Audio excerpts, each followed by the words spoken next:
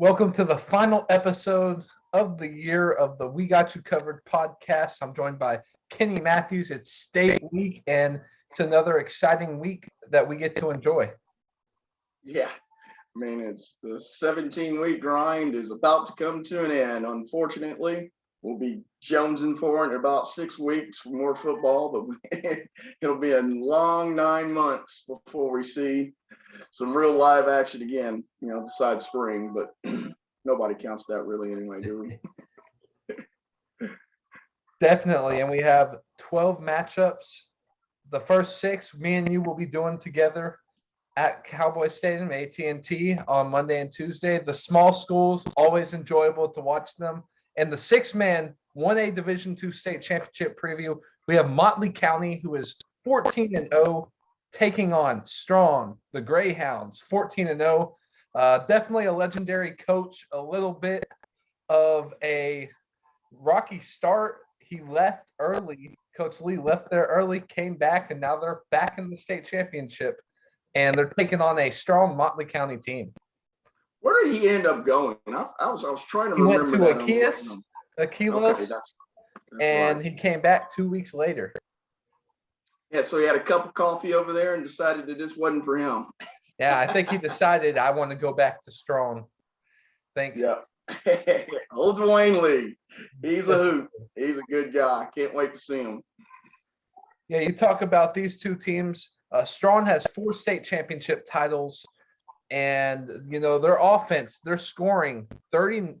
Their offense is scoring 72 points per game. They're giving up 39, and for a 6-man, that's pretty impressive given the open space. So just talk about those averages right there. Those are pretty impressive. Well, I mean, anytime you play defense in 6-man football, that's going to give you a chance to win because scoring is such a premium. I mean, you look at Lorenzo Carter. I mean, he's got 30 rushing TDs this year for Strong. You got Jake Richards. He's been big for Motley County. I think the difference in this game is I think Strong's got a little better defense going in forward, and they've been on the roll. If you look at their playoff wins, what they've been doing in the playoffs, I mean, they've been blowout central in the playoffs. So they look to be that they're playing their best football right now. You got to think also that just being right down the street, just being outside of Fort Worth is going to be a little bit of an advantage for them also. And they've been there and done that, was it 3 out of the last 6 years or 3 out of the last 5? If I can't remember correct. 5 years, yes. 5 years. So, I mean, you're talking about somebody, you got some pedigree that we always like to talk about around here. And he also got a veteran in Coach Lee that's been here and done that too himself. So, I've got Strong winning this game here tonight, and I think that one of the real things, I think that the real keys of the game is I think that they can run the football, but if they get stops, that only plays into Strong's hand, and I think Strong will get more stops than Motley County. Definitely, and then going to Motley County, they're a run first. They run a T offense, a wing T offense at the 6-man level. We don't see that very often, but it's pretty impressive to run it at that level. There's a lot of open space in 6-man as we've seen in these past years. And so you look at what Motley County, they have to run the ball. The keys for them, it's going to be neutralizing that pass and attack of Strong because you got a quarterback who's thrown for 35 touchdowns for Strong as well. So you have to neutralize the passing game. You have to run the ball effectively, and you have to contain Grayson Rigdon. Those are the keys for Motley County. You just have to keep them out of their game. And a lot of times getting off the field on 3rd and 4th downs is really important as well, especially in 6-man, because you don't see many punts at the 6-man level. You see a lot of people go for it unless it's, a long conversion, but it's definitely going to be interesting to see those matchups. But I'm going to take Strong in this game as well. I think they are a powerhouse coming back with the experience. And Coach Lee, you talked about a coach who can rally his players and get them ready to play and believing in something. Coach Lee definitely does that. So I'm going to say Strong by 20 points. Nice. I can see something of that nature too, and I also think it's going to be a quick moving game because both teams will be running the football. So we might not need to have our track shoes on for game 1. Yeah. May need to get it ready for game 2 though. Talking about the next one, 1A Division I state championship. Westbrook versus May. Westbrook's coming into this averaging 51 points per game, and defensively they allow 28 points per game. And May, their high-powered running offense, averaging 66 points per game on offense and only allowing 24 points per game on defense. And we've got to see May a couple times in the past years. Caden Hawk, the running back, is a load. He carries the ball well. So just talk about some of the keys for May in this game. Well, I think it's in this game, it's kind of almost a micronism of what the game one was. Got to stop the run. Both teams like to run the football, which, it's not, I should say it's not odd, but it's not the norm. Most of the time, it's more high flying attack passing here. But these guys are going to try to run the football and try to get 7 yards of pop, since, we got the 20 yards for a first down in 6-man. So, it is one of those things where I think that both teams, kind of like we alluded in the earlier game, they want to get guys in space, but Caden Hawk doesn't need guys in space. He'll just flat smooth run over you. So you're going to have to bring, we call this, you're going to have to bring your pads with you when you try to tackle this guy, because one arm is not going to do it for sure. You got to also think about May's defense. They've only given up 24 points a game. I mean, that's remarkable in 6-man. I mean, I don't care what the schedule is. If you're only giving up 24 points a game in 6-man, man, you've got something there. I think that the other thing is getting the defense off the field, just like you alluded to in the notes here. That's something that, you don't want those long, grinding, running drives, because, both of these guys go both ways. So, I mean, it's not like that they can sit down when the offense is out and the defense comes out. Vast majority of these guys are going both ways. So if you're in that mode where you're getting gashed 7, 8, 9, and 10 yards of pop on the run, that wears you out. So, but I do think that May is the best team. I think they've been the better team for most part of the year here. And I think May will win this game. Really don't have a score prediction, but I'd say maybe around 10 to 14 points, maybe. I think it might be a game where this, there's a shot at somebody winning this game late in the fourth quarter. You talk about Westbrook. Cedric Ware's got 2,300 total yards, 41 total touchdowns, and he's leading their defense in tackles as well on the other side of the ball. And, we see a lot of tough guys play at the 6-man level, playing both sides of the ball. And for Westbrook, the keys for them, they have to get Cedric Ware the ball in open field and let him go to work. They also need to stop the run of May. That's really big. You have to neutralize Caden Hawk. And, you have to tackle him low. You can't go high, because a lot of times we see guys go high and they just bounce right off the runner. And so I think that's really important. Enforcing turnovers on defense is important if you want to keep yourself in this game, because May's going to want to pound the ball and put together long drives running the ball. So if you create a turnover, you can get your defense some rest and maybe steal some points. But I do think May is going to win this game as well. I'm going to go with May. I think they have been a great team all season long. And like you alluded to, 24 points per game on defense at the 6-man level is elite. It's phenomenal. And, to be able to do that throughout 15 games in a season is pretty impressive. So I'm going to go with May.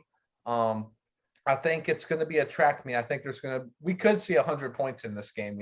We've seen it before, and a lot of times they break off runs and the pace just goes so fast in these games. And so I could definitely see a 100-point game, but I'm going to say May by 17 points. Excellent. And then moving on to 2A Division II, this state championship preview, a little bit of a surprise to not see Mark, as Falls City knocked them off last week in a close, tight one. You have Stratford versus Falls City, 14-1 teams. Stratford scoring 44 points per game and only allows 9 points on defense. And then you have Falls City averaging 39 points per game, only allowing 9 points on defense. Both defenses are elite. Kenny, what are your keys for Falls City in this game? Well, you got to connect on your deep opportunities, as you alluded to, and getting off the field on third down is going to be really, really big for them. And, and trying to contain Cody Ryan. Cody Ryan's had a heck of a playoff run for these guys here. I mean, the big upset the big win last week. I think also I said you're going to have to try to stop the defense wide receiver, the two-way player Drew Jones. Also, he's had a great, also a nice playoff run. Also, for me, Stratford just seems to be the more balanced team for me in this situation. I think that they're going to be the ones that are going to come away with the last game on Wednesday night with the win there. But I do think that this is going to be a dogfight of a game because I think both teams kind of play similar football too. They try to run, smash the football in ties. So I think this would be another one of those quick-paced games here.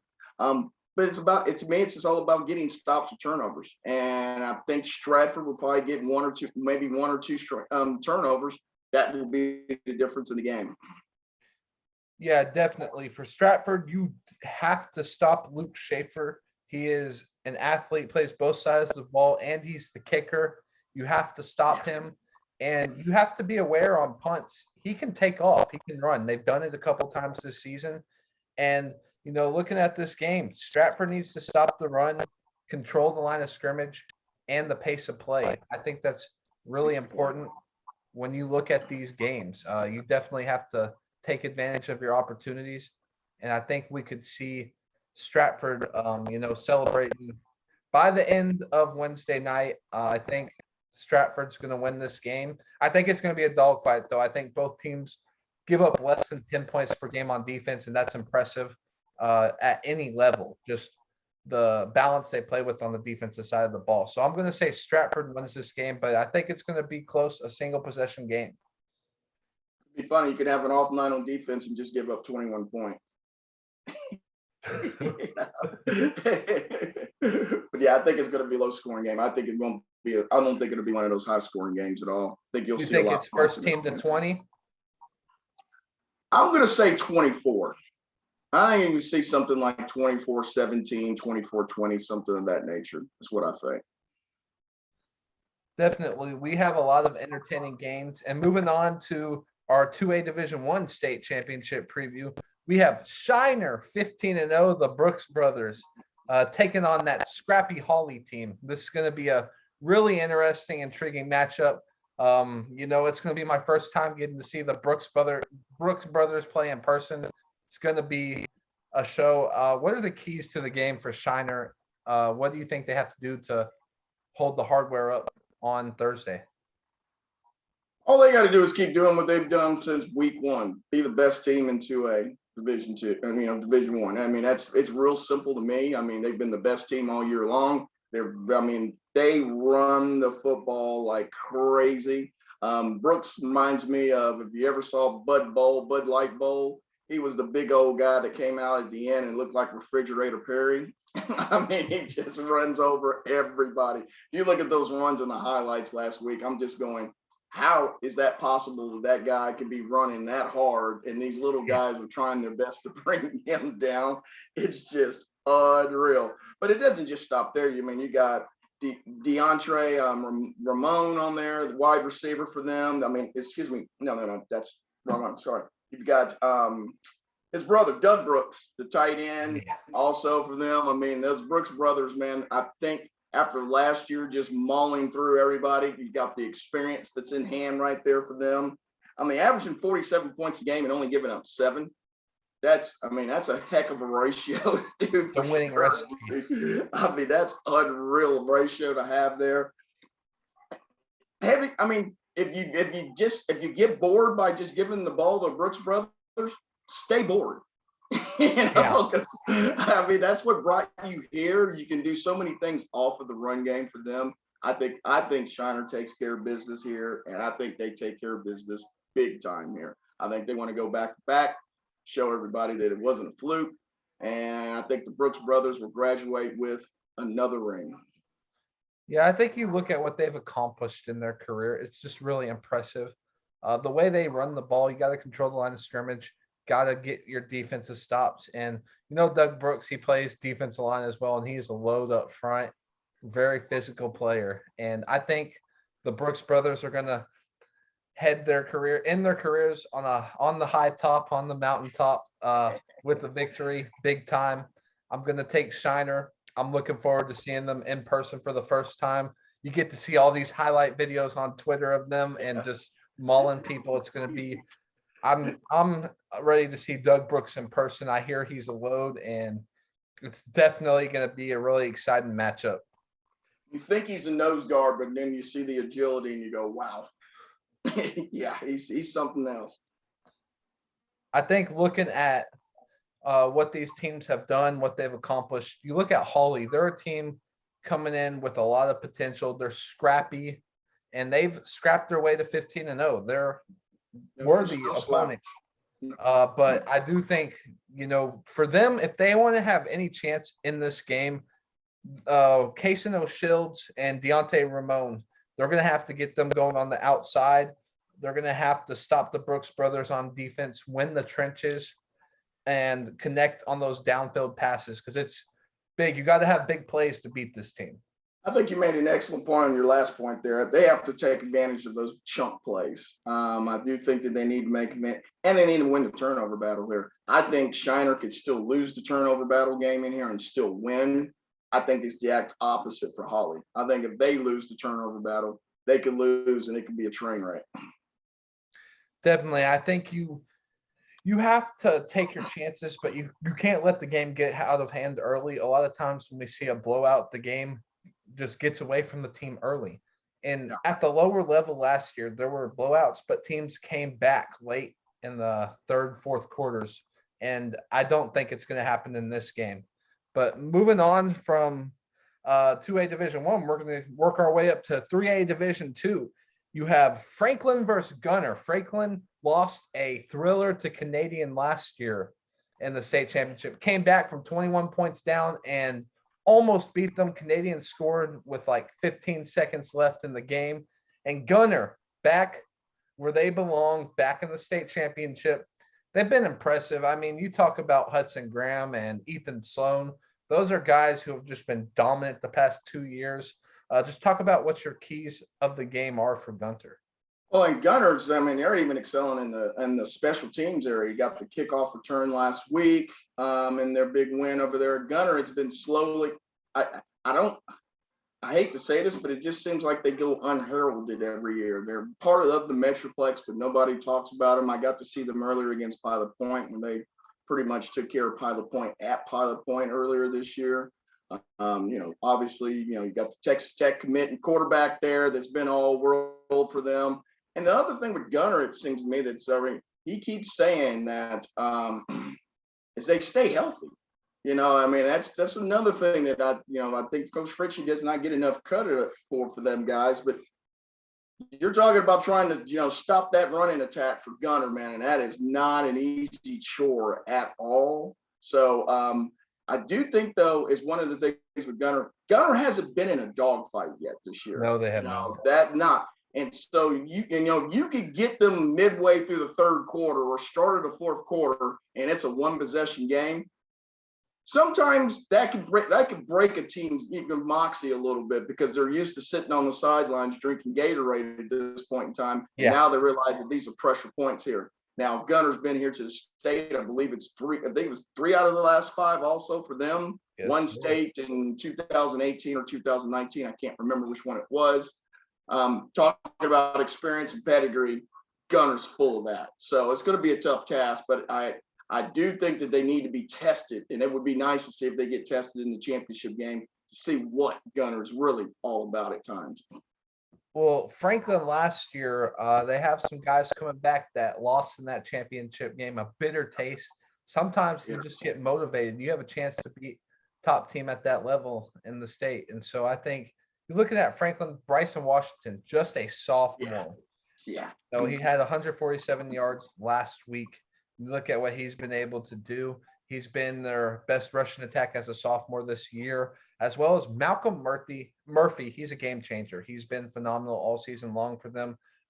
Defensively, he is a ball hawk. He makes plays, and they're going to need him to against Gunner. But I'm going to go with Gunner by 7. I think it's going to be close just because I got to see Franklin last year, and they are a scrappy team.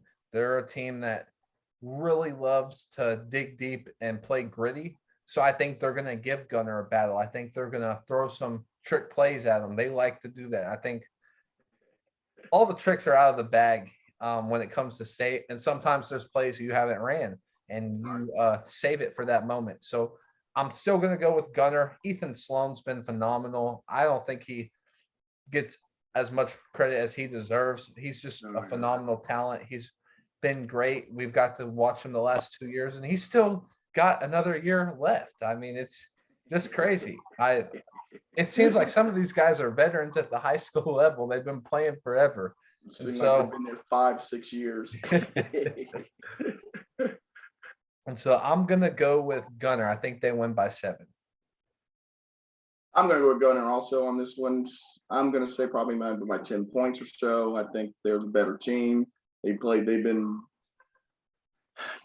arguably the best team in all year long. They've not had any hiccups. They have not had any close games. They hadn't had any where you looked at the score in the third quarter and said, well, maybe this is the one. I mean, it's been over almost since halftime in all of their games this year. It's a rolling machine. So I think it's going to be another state championship for them. Definitely. And moving on to 3A Division 1, really excited about this one. Can't wait to see Coach Billy Mathis at AT&T Stadium. Brock versus Lorena.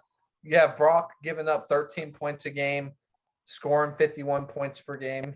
You have Lorena 48 points per game, giving up only 13. And so these two, we see a lot of stout defenses coming into this matchup.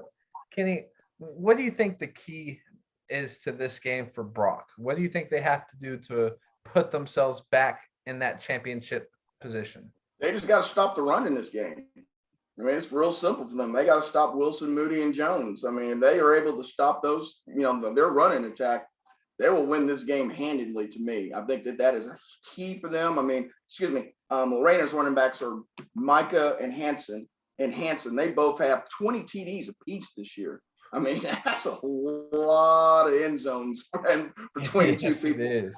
And then you've got the longest tenured coach in the state of Texas now, and Ray Biles. He's been the head coach now for 30 years. So Wow. The Leopards have only seen one man for 3 decades now on that sidelines. I also think there's a big thing is I think Brock's secondary against Jaden Porter. Jaden Porter's got 1,100 yards receiving, 12 TDs also. So there is some balance there. I mean, you're talking about 52 TDs just between 3 people right there. I mean, that's a lot of sixes. So, Yeah. But I mean, Brock, like you said before, Billy Mathis has put something into this team here. I'm just giving them an edge. They're playing with an edge. Last week, their come from behind win against Mount Vernon was huge for them. And I think that gives you a lot of, and I think that gives you a lot of enthusiasm in practice. It gives you a lot of pump, a lot of pride winning a game like that. And especially when you consider the fact that maybe they didn't play their best for half of that game and they still were able to beat Mount Vernon. That says a lot about the moxie of that team too. So yes, I do think Coach Mathis in his first year will bring a state championship back to Brock. I believe, when was the last Brock championship? Was it 15 or 12? I believe it was 20. I want to say it was actually 2015. 15. That's what I was thinking it was. Yes, but I think that our old buddy Tommy Hayes is going to be pretty happy on Thursday when Brock takes that trophy back home. And man, you're going to talk about the whole city of Brock. Brock being there at that AT&T Stadium. You're going to see a lot of folks. Now you will see a lot from Lorena too. So I don't think this is not going to be an easy game. I think this has got a chance of being one of the best games of the week.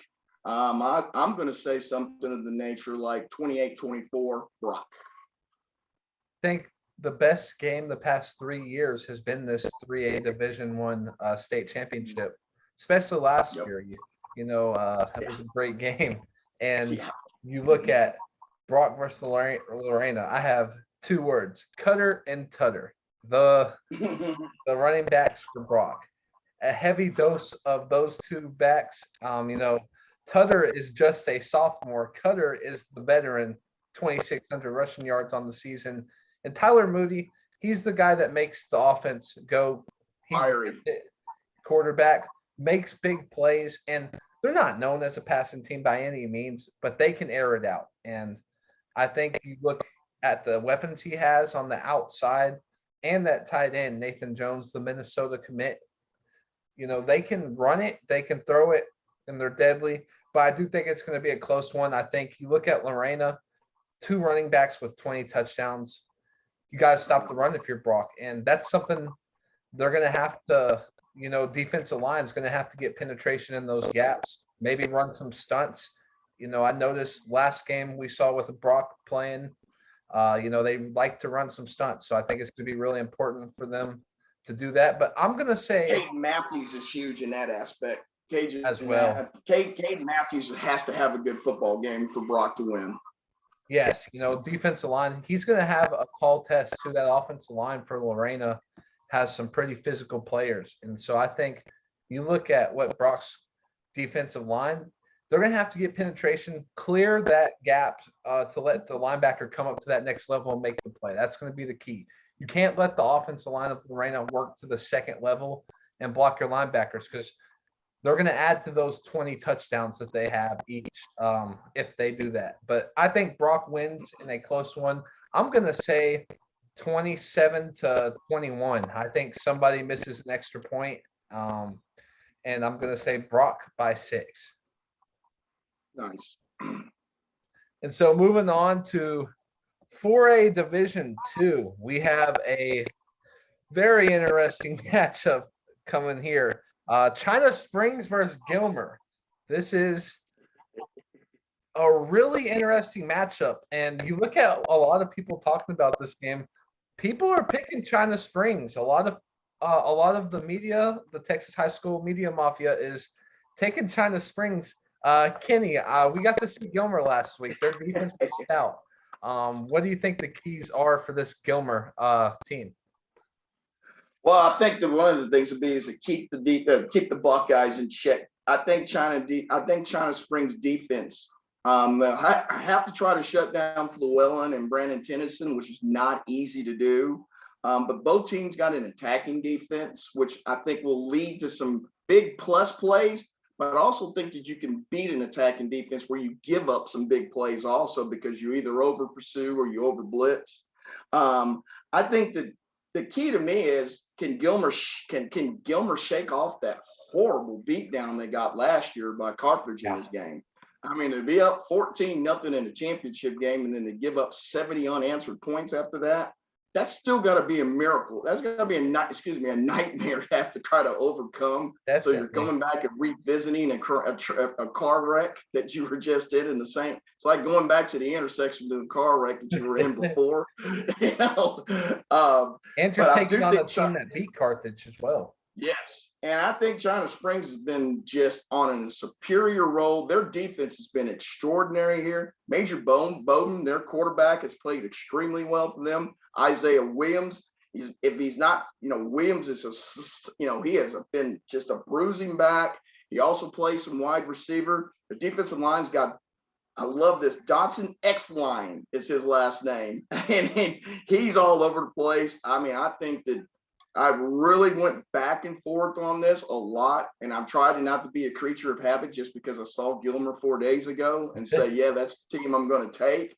I'm going to go with China Springs in this game, even though I think Tennyson, the UTSA commit, it could be a problem for them, but I think that China Springs front seven is really, really, really good. So I think that it was going to be, can you stop Llewellyn? If you can stop Llewellyn from going nuts, I think China Springs will get this, and I think that they'll win, let's say 24-17.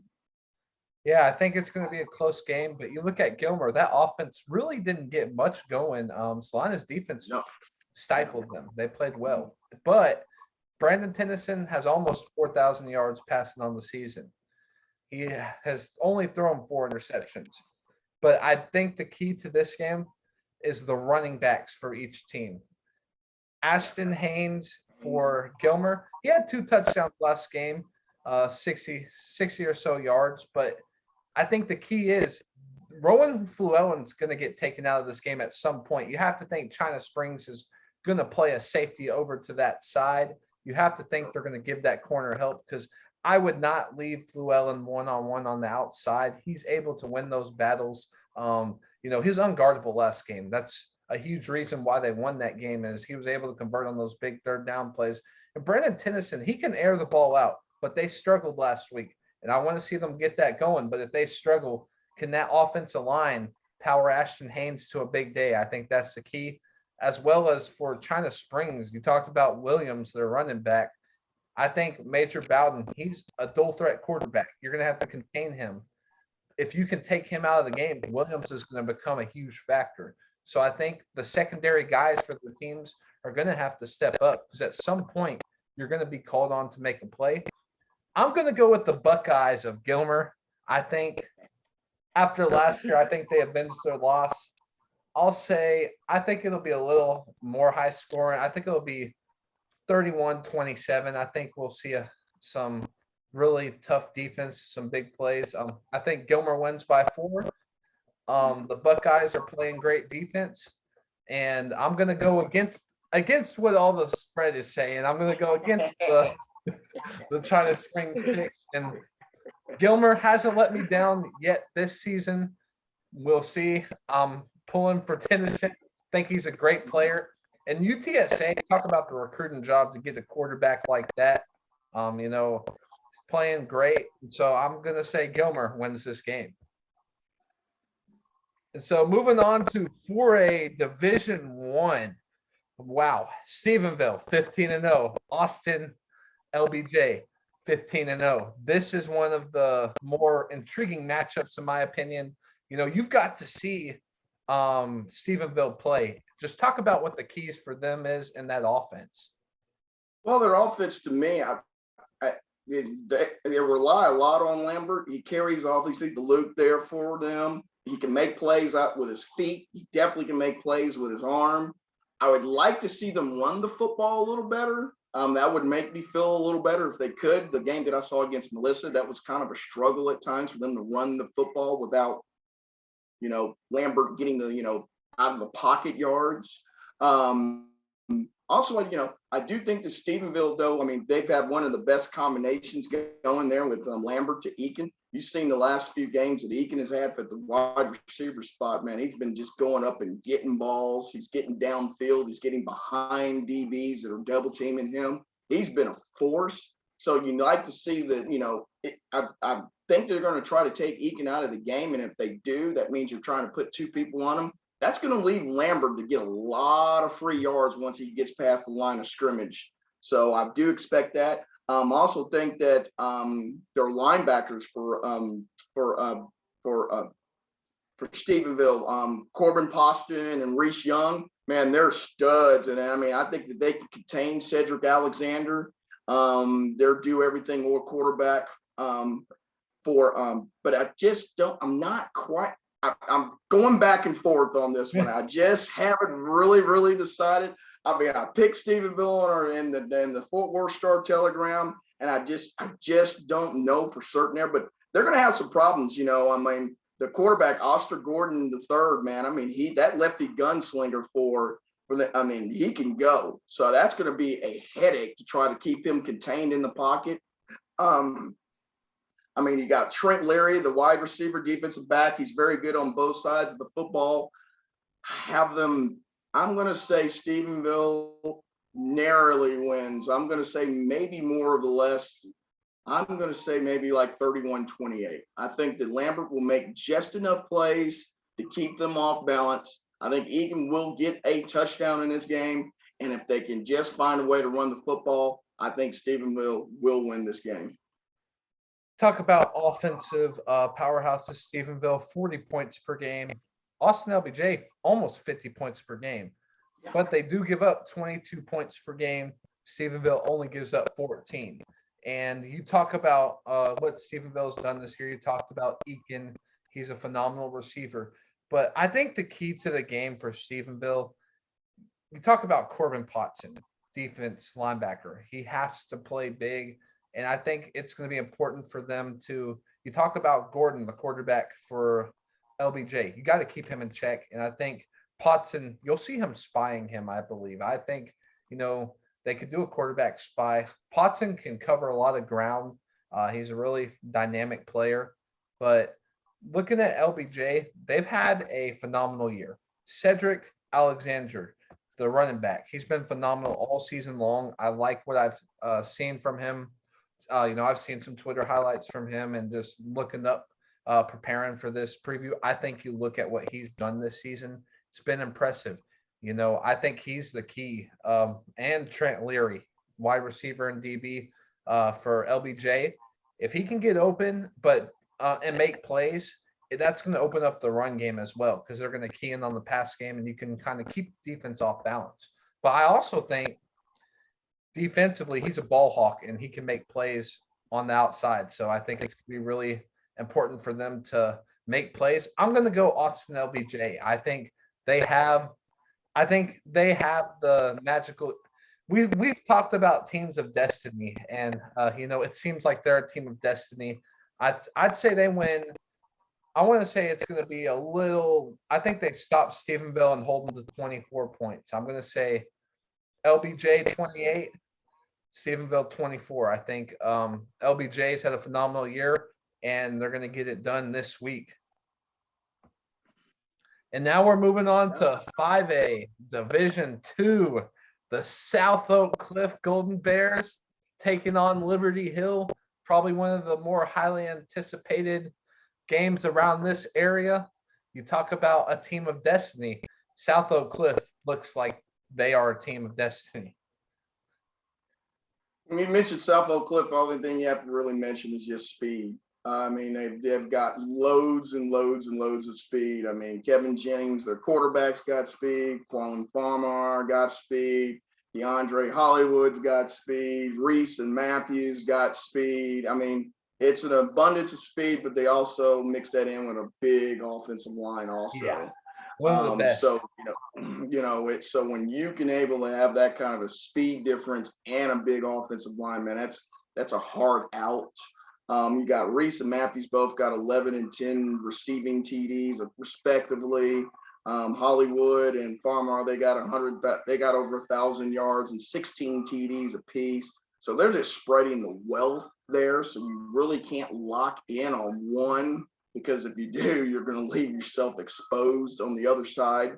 But I do think that Liberty Hill has one advantage, the slot T.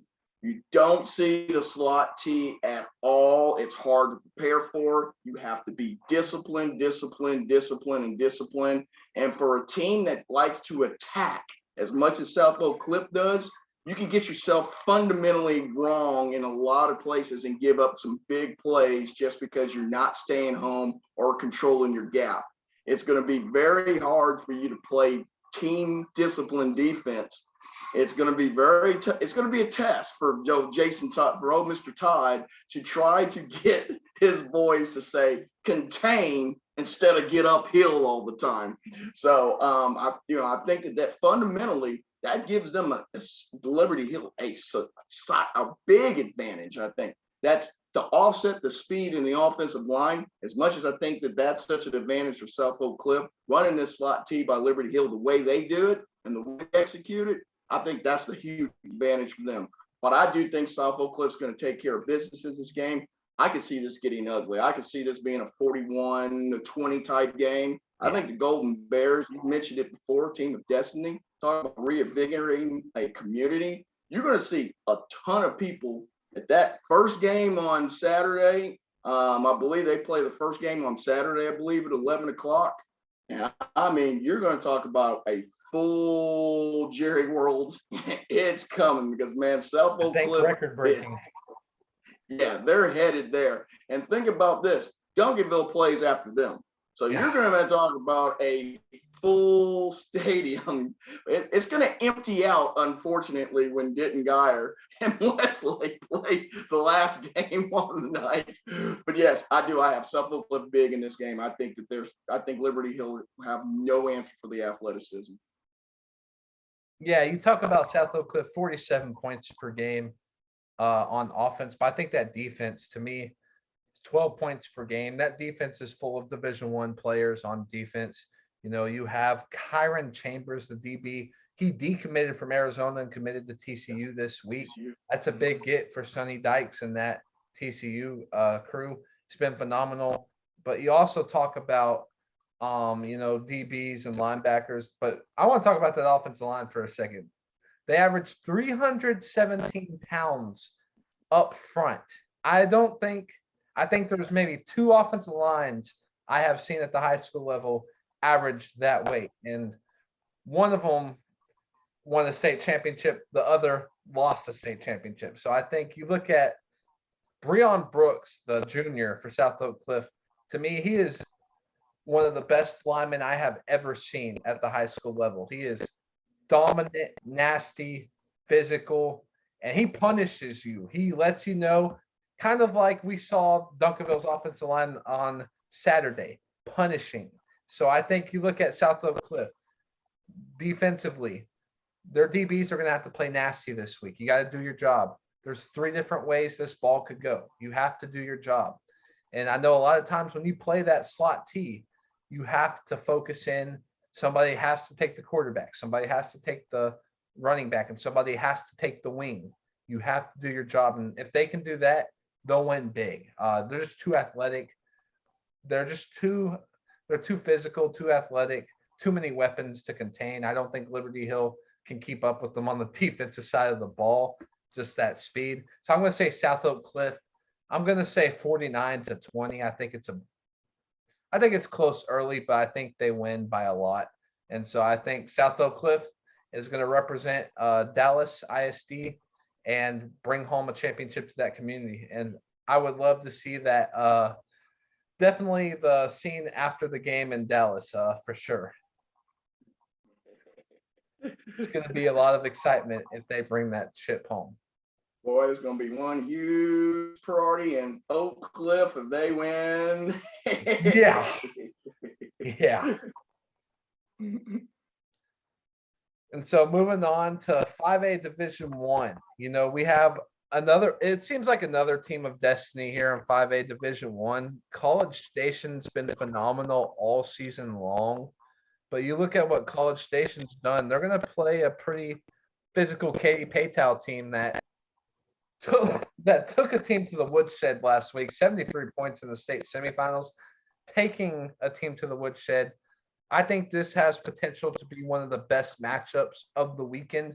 I know we talk about big names. You have the people you see every year like Westlake, Guyard, Duncanville, North Shore, and then you have the new people on the block. College Station was here a couple of years ago, lost to John Stephen Jones in the state championship, and they're back with a powerful offense led by Jet Huff and Marquise Collins, who may be the best high school player this season. I think he's been that dominant this year. So just talk about the keys to this game for you. Well, Marquise Collins, if I heard this correct yesterday, he's got 12 rushing yards just in the playoffs. That's unreal. That's unreal. You're averaging 250 yards a pop in the playoffs, rushing the football. And we've already talked about Jet Huff, obviously, then how they have run that precision offense. They run everything on timing. He trusts his wide receivers to get to their spots. It's a hurried up process. But I do think that one of the things could be frustrating for them is if Katy Paytown just sticks to their game plan and they rush the football, you're going to limit the opportunities that College Station is going to be able to score against you. They're averaging 270 yards rushing a game. Demarion Phillips has got 1,300 yards, 21 TDs. Jacob Brown, he's got 1,400 and 26 TDs. You're talking about pounding the football, which to me, that's kind of one of those things where maybe it's close early, but it can become ugly late because you're just tired. You get worn down by a big offensive line. Katy Paytown may have one of the best offensive lines in the state. Yeah. It's only a 4-year school, but the one thing that they got working for them, they have an enrollment of 3,100 now. So there are about 1,000 more students at Katy Paytown than there is at College Station right now. Wow. They're going to 6A in February, obviously. Wow. But that's huge. That's a huge deal. I think depth can play a big part in this game here. And I know that I was thinking College Station about 2 or 3 weeks ago. I think they've had 2 emotional wins back to back. Can you come up with another emotional win again this week? Not so sure. I'm going to go with Cole Wilson and Katie Bowtel, the win. Oh, wow. I mean, Cole Wilson's a rival. He's got 14. He's got 1,000 yards receiving and 14 TDs. I think the 4-year school down there in Katy, we're going to have a state champion in Katy. It's just not the one a lot of people thought we would have at the beginning of the year. It's going to be Bowtel. Yeah, you talk about Powtow. They've been phenomenal this year. They have probably their toughest test. You have to contain Jet Huff and Marquise Collins. But I think you key in on one. And honestly, I think you make Huff beat you with your arm. I think you load up the box, stop Collins, and force Huff to beat you with his arm. He's been phenomenal all season long, but he's had the balance all season long. Nobody's been able to stop Marquise Collins. You take Collins out of the game, Huff has to be able to air it out almost every play if they can't run the ball. So you talk about Powtow's defense. That's the key to me, that defensive line, clogging the holes, letting those linebackers make plays. So I think I'm going to go College Station still. I think they've been phenomenal. They've been the best team in 5A all season long. And I think it's going to be very close. I think it's going to be a little high scoring. I think we could see College Station score 40 points. I think they win by 7, and it's going to be a close game. But Katy Powtow is a dangerous team, and if you give them the opportunity, they will put you away as well. Absolutely. And so we're going to move on to the two biggest classification state championships. You have 6A Division I and 6A Division II. We know a lot about these 4 teams. We're going to start with Westlake. Obviously, you have Jaden Greathouse, who's been there forever. Cade Klubnik as well. And that defensive line of Westlake, phenomenal this season. Taking on arguably the best defense in the state of Texas all season long, and Denton Geyer. You know, Geyer, this is a rematch of 2019. Geyer gets back to state. But do you think they can realistically defeat the 2-time defending state champions in Austin Westlake? Yeah, you have the Jackson Arnold revenge game coming back. He's been on this tour of the revenge game. Got thrown into the wolves, obviously, in 2019 as a freshman. Saw every blitz package imaginable that was thrown at him by Austin Westlake at that time. He's a man now. He's a totally different player this time around than he was 2 years ago. He's got some weapons in the Bowen brothers. He's got some weapons in running the football also. The reward of last week beating Tomball, the way they did, 56-14, 45 points in the first half. I mean, it was phenomenal. They have a state championship defense with the Bowen brothers in the back end and with Yates. Unfortunately, they're playing against arguably the best team in the country, not named Mater Dei. I would love to see those two teams play, but it's Westlake. I mean, Westlake's been the best team, and they definitely were the best team when they got moved down to Division II about halfway through the football season. I knew that there was not going to be anybody that I thought the only team I thought that would give them a run or a decent game. They slapped them last week, Katy Tigers. I mean, they took Katy rushes the football. They took them completely out of that. I think Katy had just slightly over 100 yards total in that game. Wow. Bunch of sacks. I mean, they're loaded up front. Colton Vesic, the defensive end, has been a tear, and he's just a junior. Westlake is the most balanced football team that I've seen out of the state of Texas in a very long time. Special teams, offense, and defense, there's not one weakness. And as a matter of fact, they're excellent in all 3 phases, not just good or above average. They're excellent. I mean, so I think with Jake Kaiser and Christian Egger running the football for Westlake, Cade doesn't even have to have a huge game in this game for them to still win this game. So I have Katy winning this game. I have Westlake winning this game. I think Westlake's going to win this game 42-20. And I think Geyer will get some points late. I hate to say that because I really love Geyer. I really love Rodney Webb. He's been in coaching for 31 years. This is his first state finalist appearance that he's ever been in. He just got a horrific draw having to go up against Austin Westlake this time around.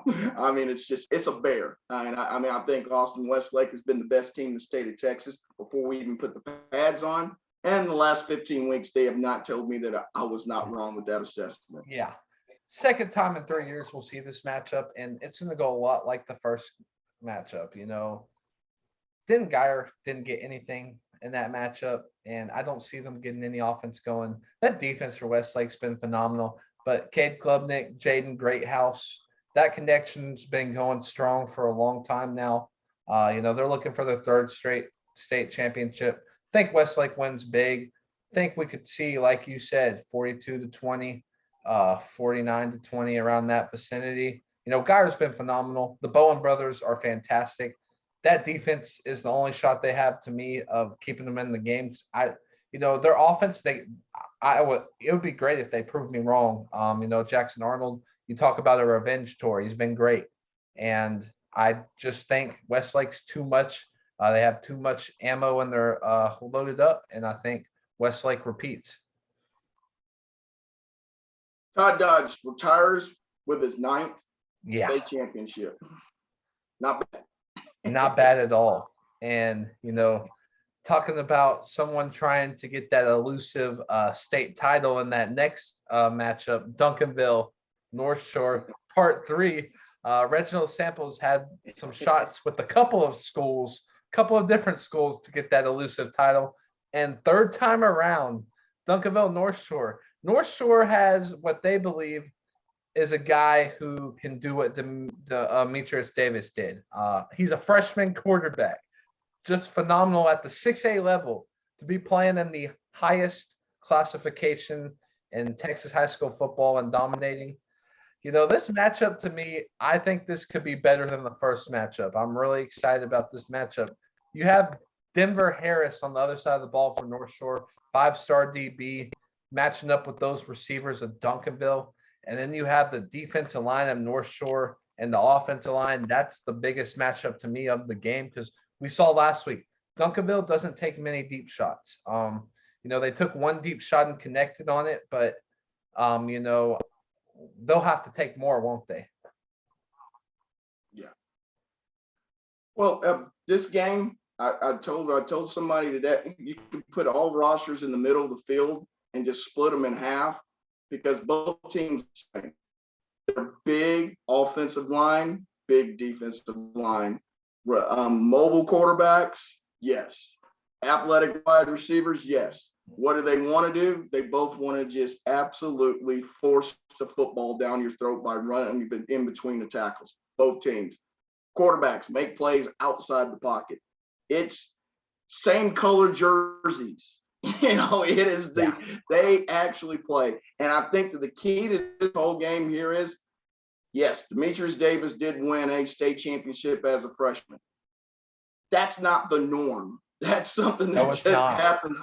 It's not. Can they roll the dice and do this all over again 4 years later?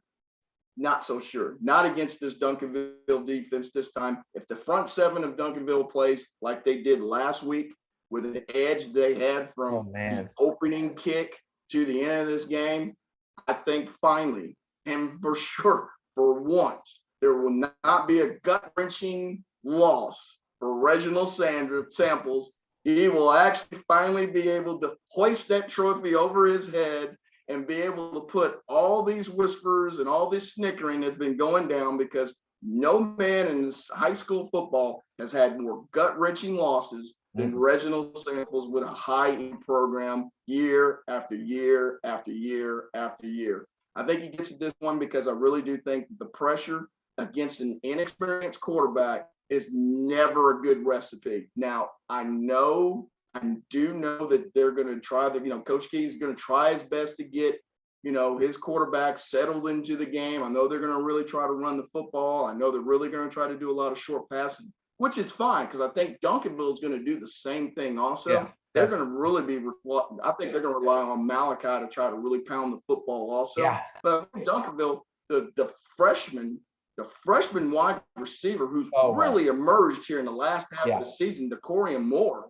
I mean, he had the big TD last week. It gives them another weapon that maybe they weren't counting on at the beginning of the year. And I mean, you're talking about a guy that's 6'4", 6'5". I mean, that's a stud in the making coming down, and he's got 3 more years. I do feel like though the edge goes to Duncanville just by a hair on the front 7 against North Shore's front 7.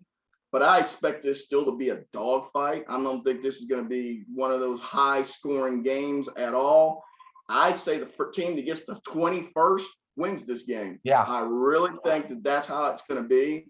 And I think that if you get down by two possessions in this game, that could be scary because you're going to be forced to throw the football one way or the other. And that's not their strengths of either of these teams, is throwing the football. So I do think that they'll try to stick to much of a maybe 65% run, 35% pass, but you'll see a lot of simple passing. I don't think you're going to see it.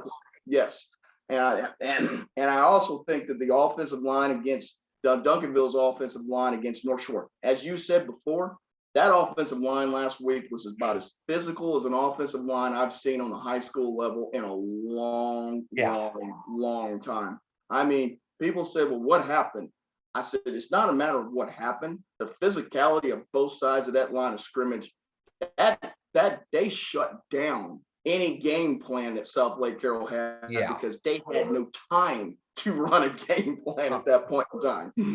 So if Duncanville's offensive line and defensive line just show up, they didn't even have to be at that level they were at. If they're just a notch below, that's still very good. Yeah. So yes, I have Duncanville winning this game. And as I said, Samples, congratulations. Enjoy your little Hennessy about 2:00 in the morning on Saturday, and finally look at that trophy and say, I finally got one. You know, I think coming into this game, Duncanville, we look at all the X's and O's and talk about the physicality. I think it comes down to the quarterback play for both teams. You know, Solomon James for Duncanville, he connected on one deep pass. They're going to have to take more deep shots, I believe, because I think North Shore is going to be a little more resistant to the run than South Lake was. I think they're going to stop the run a little better. And Malachi Medlock, what can we say about him? He's been phenomenal. He's a workhorse. But I think the key is Solomon James for Duncanville. I think they are going to win a state championship, and he will win the MVP. I say Solomon James will win MVP of the state championship because I think you look at what he did last week. He managed the game very well. You know, he set his team up. He's mobile, makes plays with his feet. I think that could be a factor in this game, you know, getting out of the pocket. But they have to throw the ball, take deep shots. Lontrell Turner as well, the receiver for Duncanville, number 1. Get him involved early, throw screen passes. And you talk about getting these guys, you know, first time in the state championship, you have to get them comfortable. You throw some short passes, get them into the tune of the game. And I think Duncanville wins. Like you said, first one to 20. I believe that as well. 21-10, Duncanville. You know, I'm glad you did bring up Solomon James one more time. I mean, his stats last week, he had a perfect quarterback rating. He was 12 for 12, 3 TDs, and a 45-yard TD run. I mean, you know that's – I mean, in a game where you were able to run the football as effectively as they were last week, that allowed them to not have to extend the playbook for him to take chances. He didn't have to take chances last week. Duncanville just kept – I mean, it didn't matter if it was 2nd and 18. Duncanville ran the football and got the first down. I mean, you remember the 12-yard run by Malachi, and I said, that's a backbreaker. Because, you know, South Lake Carroll thought they were punting. Look at the end of the half. They were just going to run out the half and go in. Didn't have – no, big runs and gashes, and next thing you know, boom, middle's wide open because bringing up safeties to stop the run, play action pass, he's wide open during the middle. So I think you need to have that kind of same game plan, you know, for Duncanville going in. You don't want to extend what he has to. You don't want him throwing 25 and 30-yard outs and all that. You don't want him doing that. You want him third short with a pass option read. That's what you want with him. And I think that Galena Park, the same thing. You don't want Bailey to think he has to win this game. You want to make sure he doesn't lose the game for you. You want it simple. So I think it's the same game plan for both sides. Whoever executes best will win it. I agree. That's going to wrap up our state championship previews. And, we're excited. It's state championship week. It's definitely one of the busiest weeks of the year, but it's definitely worth getting to cover it for sure. Yes, it is. But I'll definitely see you on Wednesday. I enjoyed doing the podcast with you this year. You did an excellent job this year, Parker. Congratulations. Also, congratulations on your graduation, buddy. Not many people graduate in 3.5 years. So pat yourself on the back. Have some good food and eats this weekend. You deserve it. Yes, sir. Thank you. I really appreciate that. It's been a great year of doing the podcast with you. I wouldn't want to do it with anybody else. And it's been a great football season. And we're signing out for the last time this season. Parker Turley and Kenny Matthews.